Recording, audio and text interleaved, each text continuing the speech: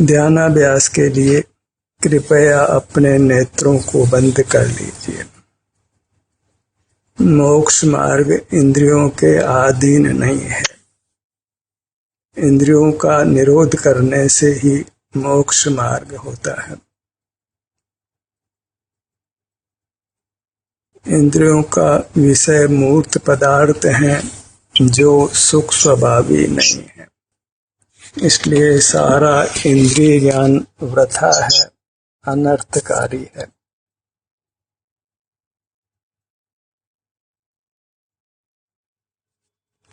ज्ञान सकल ही इंद्रिय ज्ञान रूप होता है। ज्ञान से मूर्त पदार्थ ही जाने जाते हैं। हमारा सुख अनुभव में ज्ञान से नहीं आता, क्योंकि सुख स्वयं अनुभूति स्वरूप है। सुख के लिए हमें अपने आभ्यंतर अमूर्त शरीर से ही युक्त रहना है। वही सुख स्वभावी है और वह सदा ही उपलब्ध है। सुख के लिए अणु मात्र भी पर पदार्थ की आवश्यकता नहीं है। इंद्रिय ज्ञान में ही हमको नाना पदार्थों की आवश्यकता बनती है। और जहाँ हम इंद्रिय जय करते हैं, अपना मुख अपनी ओर रखते हैं, तो हमें अपना सुख अनुभव में आने लगता है। किंचित भी परिग्रह की आवश्यकता नहीं होती है और बिना अंतर्मुख हुए केवल परिग्रह त्याग से मोक्ष मार्ग नहीं बनता है। इस जीव ने अनंत बार द्रव्य लिंग धारण कर बाह्य परिग्रह को छोड़ा है, लेकिन मोक्ष मार्ग किंचित भी नहीं हुआ। नाना शास्त्रों को पढ़ा है, लेकिन अपने आभ्यंतर अमूर्त शरीर को नहीं पहचाना है, क्योंकि वह ज्ञान का विषय नहीं है। यह ज्ञान ही करता आया है। ज्ञान का प्रतिपक्ष स्वसंवेदन है, जिसका परिचय जीव को नहीं हो पाता है। अपना आभ्यंतर अमूर्त शरीर इंद्रिय गम्य नहीं है, ज्ञान गम्य नहीं है। वह स्वमेव ही अनुभव में आता है। अपनी मूर्त बाल गोपाल सब जीवों को अनुभव में आती है, पर उसको जीव आत्म रूप से स्वीकार नहीं करता है। सिर से पैरों तक ये मूर्त शरीर है और ये मैं नहीं हूँ, ऐसा मानकर कभी भी वह अपने शरीर से युक्त नहीं होता है। वेदना होती है तो स्वतः ही उसको वेदना का अनुभव करना पड़ता है, अन्यथा वह बहिर्मुख ही रहता है। सारे धर्म के आयोजन वह बहिर्मुख होकर ही करना चाहता है। बाहर रह कर ही नाना प्रयत्न कर जीव सुखी होना चाहता है और ये उत्तम मनुष्य भव पाकर खो देता है। जिस मनुष्य भव से परमात्मा पद मिल सकता है, उस मनुष्य भव से केवल भौतिक सुविधाएं जुटाने में लगा रहता है और दुर्गति गमन करता है। अन्य जीव किस गति में गए हैं ये जान नहीं पाते हैं। हम किस गति में जाएंगे ये भी हम जान नहीं पाते हैं। इस प्रकार हमको दुर्गति में जाने का कुछ भी भय नहीं होता है। बस बाहर से युक्त होकर ही हम नाना भौतिक सुविधाओं को जुटाना चाहते हैं और धर्म भी बहिर्मुख होकर ही करना चाहते हैं। इस प्रकार किंचित भी हम धर्म लाभ नहीं ले पाते हैं। धर्म लाभ के लिए शास्त्र ज्ञान की आवश्यकता नहीं है। बाहर का क्रियाकांड करने की आवश्यकता भी नहीं है। केवल अपने आभ्यंतर अमूर्त शरीर से युक्त रहना है। उससे सहज ही हमारा व्यवहार भी ठीक हो जाता है, क्योंकि उससे मोह कर्म नष्ट होता है। सहज ही कसाय की तीव्रता नहीं होती है। बहिर्मुख होने पर कसाय मंद ही रहती है। स्वास्थ्य अच्छा रहता है। उत्तम सुख का भोग होता है। ध्यानाभ्यास के लिए बस हमको अंतर्दृष्टि कर अपने शरीर से युक्त रहना है। सहज ही हमको निराकुलता होती है, वीतरागता होती है, उत्तम अवस्था प्राप्त होती है। इस प्रकार हम अपने को मोक्ष पथ में स्थापित करते हैं। कुछ शास्त्र ज्ञान नहीं भी किया हो, कुछ बाहर के धार्मिक क्रियाओं को हम नहीं भी करते हों, केवल अपने आभ्यंतर शरीर से युक्त रहते हों, तो अपने मात्र से ही हम परमात्मा पद को पा सकते हैं। अनंत काल सुख से रह सकते हैं। इतने से शिक्षा यदि हृदयंगम हो जाए तो मोक्ष प्राप्त हो जाता है। शिक्षा इतनी है कि हमको अपने आभ्यंतर अमूर्त शरीर से युक्त रहना है। यहाँ सहज ही हमको अपने शारीरिक सुख दुख का अनुभव होता है। मोह कर्म का उदय नहीं होता, राग आदि दोष उत्पन्न नहीं होते, नूतन कर्मों का बंधन नहीं होता, पूर्वबद्ध कर्मों की निर्जरा होती है। कितनी पाप प्रकृतियां पुण्य में संक्रमित हो जाती है। इतने सी बात को ही हम नित्य प्रतिदिन दोहराते हैं, इसी को पुष्ट करते हैं और वह योग्य भी है। कारण यही है कि हम बहिर्मुखता के संस्कार को शीघ्र ही नहीं मेट पाते हैं। फिर अंतर्मुख होने के बजाय हम फिर बहिर्मुख होते हैं। होना चाहिए फिर अंतर्मुख, और हम बहिर्मुख ही बने रहते हैं।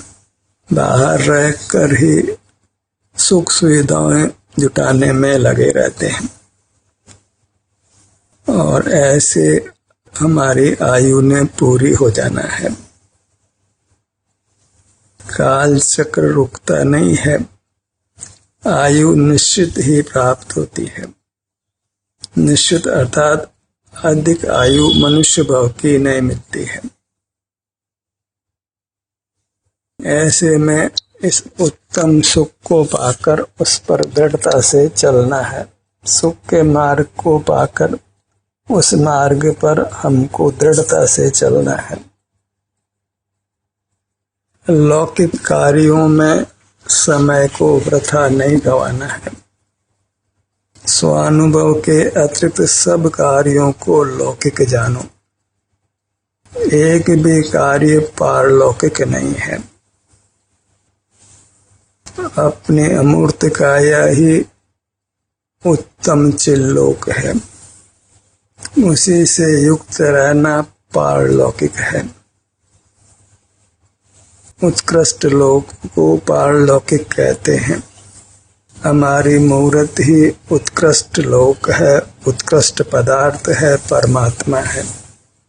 आप अंतरंग में परमात्मा होकर भी उसकी पहचान नहीं होने से बहिर्मुख रहता है। हम भी अपने भूतकाल की ओर देखें तो बहुधा बहिर्मुख ही रहे हैं, नूतन कर्मों को ही बांधा है। ऐसे कभी भी आयु का 1/3 भाग शेष रहने पर नूतन आयु कर्म का बंधन हो सकता है, और एक बार जो आयु कर्म बंध गई उसमें फिर परिवर्तन करना भी संभव नहीं है। जागृत रहना है तो सहज ही हम दुर्गति के बंध से बच सकते हैं। जागृत रहने का अर्थ ही यही है कि हम अपने आभ्यंतर अमूर्त शरीर का संवेदन करते रहें, अंतर में ही विहार करते रहें, लोक परिचय को पूरी तरह समाप्त करना है। केवल अपने मूर्त का परिचय रहे, उसी के संवेदन रूप रहें। पर परिचय को ही इंद्रिय ज्ञान कहते हैं, उस पर हमने विजय प्राप्त करना है। केवल अपनी अमूर्त काया के अनुभव रूप रहना है। इसी के विभिन्न अंगोपांगों में जो सुख की स्थिति है उसका अनुभव करते हुए रहना है और करके देख लीजिए, इससे आपके सब अंगोपांग स्वस्थ होते हैं। स्वस्थ होने का मार्ग बिल्कुल पराधीन नहीं है और पराधीनता से स्वास्थ्य प्राप्त करना संभव भी नहीं है। स्वस्थ रहने के लिए बस अपने में उपस्थित रहना है। सुख पाने के लिए केवल अपने से युक्त रहना है। आहार औषधि का श्रद्धान छोड़ना है। किसी भी पर पदार्थ का श्रद्धान छोड़ना है। श्रद्धा केवल अपनी अमूर्त काया की हो। धर्म की इतनी ही शर्त है कि केवल अपने अमूर्त शरीर की श्रद्धा हो, केवल उसके प्रति भक्ति भाव हो। जिसके चित्त में देव शास्त्र गुरु की भी भक्ति वर्तती है, उसको मोक्ष दूर है। क्योंकि मोक्ष के लिए अपनी भक्ति चाहिए, अभेद भक्ति चाहिए। लोक में भेद रूप भक्ति ही प्रसिद्ध है और उसका पक्षपात भी बहुत है। जो देवशास्त्र गुरु की भक्ति नहीं करते उनको बुरी नजर से भी देखते हैं, उनको अधर्मी मानते हैं, नास्तिक मानते हैं। अपने अस्थि की श्रद्धा करने वाला ही आस्तिक है। जिसको अपने मूर्त की श्रद्धा नहीं है, उसका परिचय नहीं है, वह कितने ही देवशास्त्र गुरु की भक्ति करता हो, वह 100% नास्तिक है। अपने अस्थि का ही आदर चाहिए, क्योंकि वही उत्तम पदार्थ है, उसी का भोग हम कर सकते हैं। भोक्ता भोग्य भाव एक पदार्थ में होता है और वह जीव को ही लागू पड़ता है। मूर्त पदार्थ न भोक्ता है न भोग्य है। जीव सुख स्वभावी होने से आप ही भोक्ता है और आप ही भोग्य है। वह सुख स्वमेव ही अनुभव रूप होता है। जब हम सुख को बाहर नहीं तलाशते हैं, इंद्रिय ज्ञान नहीं करते हैं, तो सुख का अनुभव होता है। सुख के लिए किसी इंद्रिय ज्ञान की आवश्यकता नहीं है। हमारे पास केवल इंद्रिय ज्ञान ही है, परोक्ष ज्ञान ही है और अपने मूर्त अपना सुख स्वसंवेदन प्रत्यक्ष है। जो ज्ञान से अनुभव होना मानते हैं, वे मोक्ष मार्ग की विधि बिल्कुल जानते नहीं हैं। सुख स्वयं अनुभव रूप होता है, वह परोक्ष ज्ञान के अधीन नहीं है। परोक्ष ज्ञान स्वयं ही विभाव रूप है, कर्म बंधन का हेतु है, दुख का हेतु है। जो दुख का हेतु है वह सुख का हेतु कैसे हो सकता है? ज्ञान से आत्मा का अनुभव होता है, ज्ञान अतीन्द्रिय होता है। ऐसा पक्षपात शास्त्र पाठियों को भी बहुत देखा जाता है, क्योंकि उन्होंने केवल शास्त्र ही पढ़ा है, स्वानुभव का किंचित भी प्रयत्न नहीं किया है। और स्वानुभव के बिना किंचित भी मोक्ष मार्ग नहीं होता है। सर्व आगम धर होकर भी और सर्व परिग्रह का त्याग करके भी जीव को मोक्ष मार्ग नहीं हुआ है, और अनंत बार ऐसा वह कर चुका है और उसी की पुनरावृत्ति बार बार करता है। आदत ही पड़ी है सुख को बाहर ढूंढने की, बाहर भौतिक सुख सुविधाओं को जुटाना, बाहरी धार्मिक क्रियाएं करना, सब कुछ बाहर। लौकिक जीवन तो बाहर है ही, पारलौकिक जीवन भी बाहर जीता है। कोई किस गुरु को मानता है, कोई दूसरा गुरु को मानता है, कोई देव का स्वरूप क्या प्रतिपादित करता है और कोई दूसरा प्रतिपादित करता है, और उन्हीं में अनुरक्त रहता है। अपने स्वरूप को न देव मानता है, न गुरु मानता है, न सुख का कारण मानता है। अपने मूर्त से युक्त होने से ही मिथ्या ज्ञान सम्यक ज्ञान रूप होता है। फिर भी अनुभव के लिए सम्यक ज्ञान की आवश्यकता नहीं होती है, क्योंकि अनुभव ज्ञान से नहीं होता है। ज्ञान तो फिर भी इंद्रिय ज्ञान रूप ही होता है। सम्यक ज्ञान भी इंद्रिय ज्ञान है, क्योंकि अतीन्द्रिय ज्ञान का अस्तित्व लोक में नहीं पाया जाता है। जीव सुख स्वभावी है, कर्म बंधन से मुक्त होकर सुख ही पाता है, अपने स्वभाव को ही पाता है। जो जीव को अनंत गुण रूप मानते हैं वे जीव के स्वरूप के अनुभव से रहित हैं। कर्म का संबंध पाकर ही जीव नाना रूप होता है, बहुरूपिया होता है। कर्म का संबंध मिटने पर केवल सुख के अनुभव रूप होता है। कर्म का संबंध नहीं है तो वह अपने से युक्त रहता है, कुछ बाहर का जानना नहीं है। जितना बाहर का जानना है उतना ही संसार है, उतना ही दुख है। जितना बाहर का जानना नहीं है उतना ही सुख है। लोक में जो मूर्ख होकर जीता है वही उत्तम सुख को पाता है। बाहर की होशियारी हमको बाहर में ही प्रवृत्त करती है।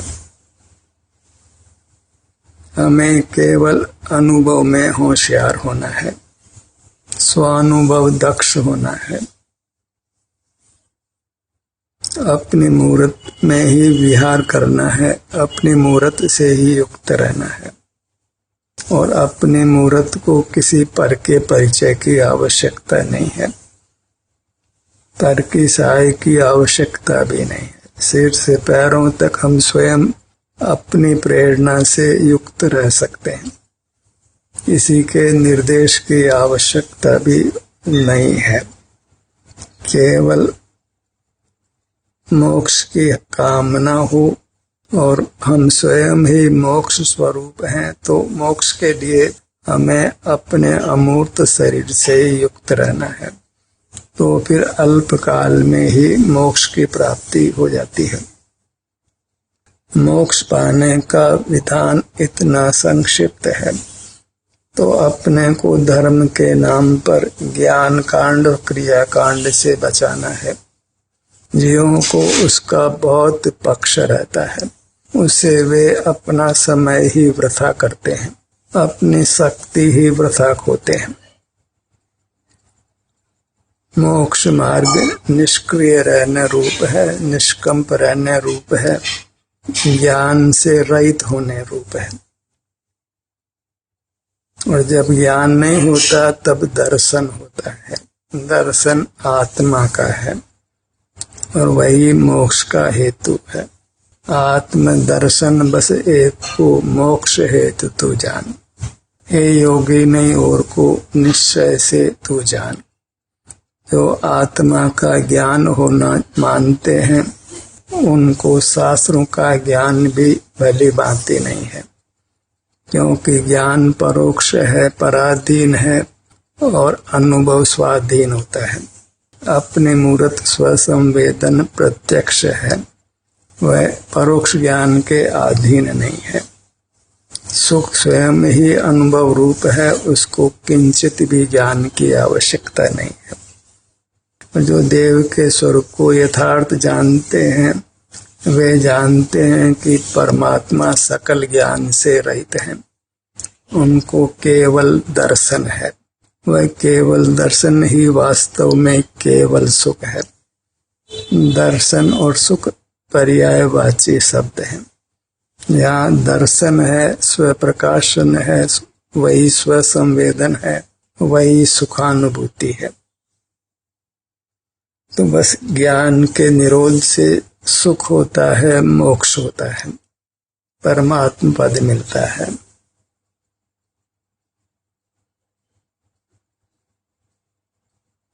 भले ही हम ज्ञान से मोक्ष मार्ग जानने का प्रयत्न करते हैं, पर फिर भी हमको उस ज्ञान को मर्यादा में लेकर अपना अनुभव करना होता है। जैसे आजीविका के लिए पढ़ना होता है, पर जब आजीविका करते हैं तो पढ़ना छोड़ना ही पड़ता है। पढ़ते भी रहें और आजीविका भी करते रहें सो नहीं बनता है। ज्ञान भी करते रहें और अनुभव भी करते रहें, यह संभव नहीं है। ज्ञान में इतना जान लेना है कि अनुभव मोक्ष मार्ग है। जैसे विद्या का अर्जन करते हैं तो उसमें जान लेते हैं कि व्यवसाय इस प्रकार होता है, पर व्यवसाय करते समय फिर हम विद्यालय नहीं जाते हैं, पढ़ने नहीं जाते हैं, परीक्षा भी नहीं देते हैं। जब हम स्वानुभव करते हैं तो कुछ भी ज्ञान नहीं करते हैं और निष्कंप हो जाते हैं। जब अपने में मगन होते हैं तो सहज ही अकंप दशा होती है। इंद्रिय ज्ञान भी नहीं, मन का व्यापार भी नहीं, वचन का व्यापार भी नहीं, काय चेष्टा भी नहीं, तो वहाँ केवल सुखानुभव है। कदाचित असाता वेदनी कर्म का उदय हो तो वेदना का अनुभव है, और वह सब अपना ही अनुभव है, क्योंकि सुख दुख रूप संवेदना अपने में होती है, मूर्त शरीर में बिल्कुल नहीं होती। शारीरिक सुख दुख रूप से हमको अपना आभ्यंतर अमूर्त शरीर ही संवेदन गोचर होता है, क्योंकि सुख दुख रूप संवेदना अपने आभ्यंतर अमूर्त शरीर की ही अवस्था है, उसी में होती है। और अपना विस्तार और वह सुख दुख की संवेदना का युगपत ग्रहण होता है। हम शरीर में किसी भाग में वेदना का अनुभव करते हैं तो ये भी जान लेते हैं कि इस भाग में वेदना हो रही है। मेरे सिर में दर्द है या हाथ में है या पैर में है, तो अपना विस्तार, अपना आभ्यंतर अमूर्त शरीर और उसमें सुख दुख की दशा, इसका युगपत ग्रहण होता है, और वह ज्ञान से नहीं है, ज्ञान के निरोध से है। ज्ञान के निरोध से स्वयं ही अपना द्रव्य लक्षित होता है।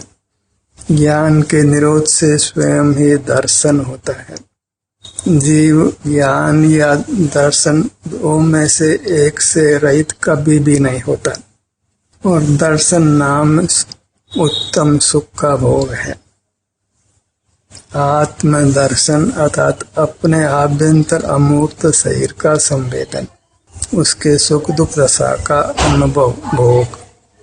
जीव सुख स्वभाव ही होने से भोगता है और उसका स्वभाव ही भोग्य है।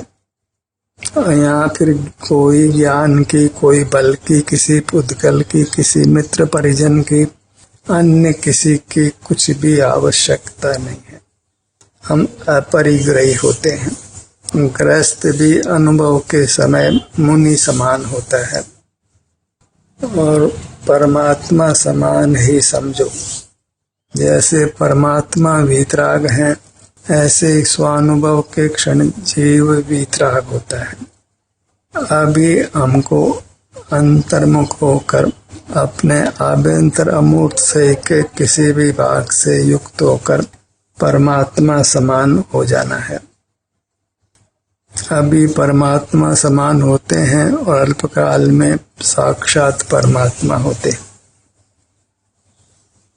अभी परमात्मा में वीतरागता की अपेक्षा ही समानता होती है, अन्यथा अभी हमको कर्म नो कर्म का संबंध है, हम बहिर्मुख भी हो जाते हैं।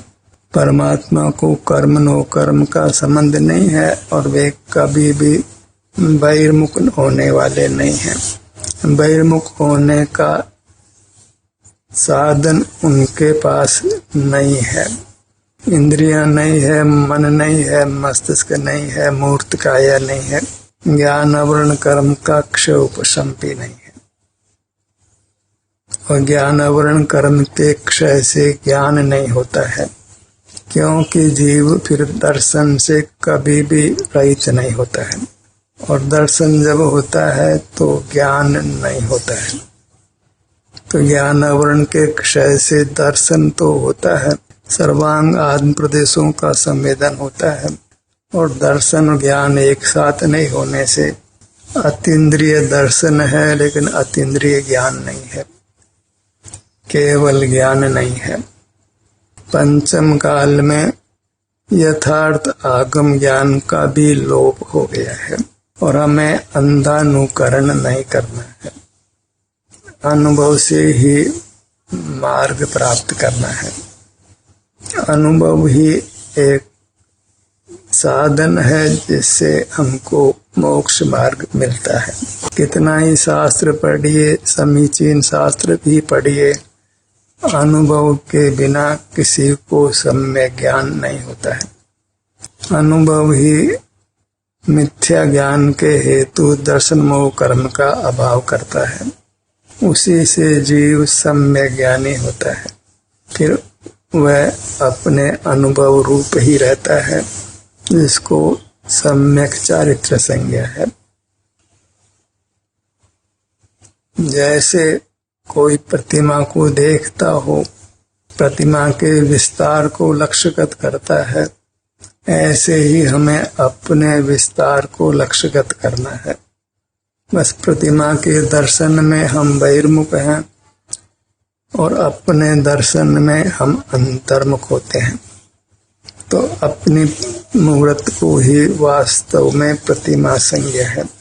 अचेतन को परमार्थ से प्रतिमा संज्ञा नहीं है। भगवान अचेतन नहीं है। हमें भगवान की प्रतिमा चाहिए तो वह सचेत होनी चाहिए और अपनी मूर्त ही सचेत होने से वास्तव में भगवान की प्रतिमा है। इस प्रतिमा को ही हमने देखना है और देखना अनुभव रूप होता है। खूब परमात्मा दर्शन करिए, खूब देव दर्शन करिए, पर आपका देव आपका आभ्यंतर शरीर है। जो मंदिर में तीर्थों में अचेतन प्रतिमा को देखकर ये मान लेते हैं कि उन्होंने देव दर्शन किया है, वे अत्यंत भ्रम में जीते हैं, भारी भ्रम में जीते हैं। वे इंद्रिय ज्ञान को ही देव दर्शन मानते हैं। दर्शन आपका है और उसमें देव आप ही है, आपका आभ्यंतर अमूर्त शरीर ही है। परमात्मा का आदर हमको अपने मूर्त को देना है, अपने आभ्यंतर शरीर को ही परमात्मा मानना है और इस काम में देरी नहीं करना है। अपने लिए देव या भगवान केवल और केवल अपना आभ्यंतर अमूर्त शरीर है और उसी का संवेदन करना, उसी के सुख दुख का अनुभव करना, वही यथार्थ में देव दर्शन है। वही मोक्ष का सोपान है। ध्यान का सत्र यहीं समाप्त होता है।